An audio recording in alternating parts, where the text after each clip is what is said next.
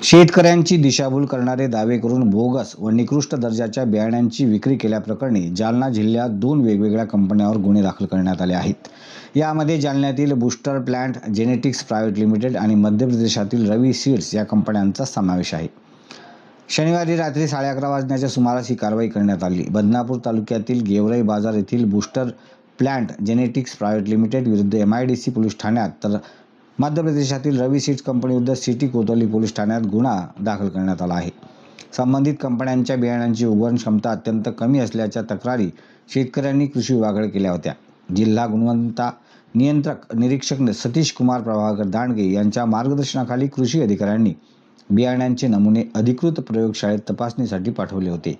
या तपासणीत बियाण्यांची गुणवत्ता निर्धारित निकषानुसार नसल्याचे स्पष्ट झाले. बियाण्यांच्या पाकिटावर केलेले दावे खोटे आणि बियाणे नियमांचे उल्लंघन करून शेतकऱ्यांची दिशाभूल करणारे असल्याचे अहवालात सिद्ध झाले आहेत.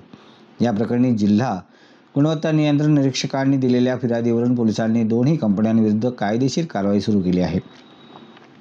ऐन पेरणीच्या हंगामात शेतकऱ्यांची फसवणूक करणाऱ्या या कंपन्यांवर कडक कारवाईची मागणी जोर धरू लागली आहे.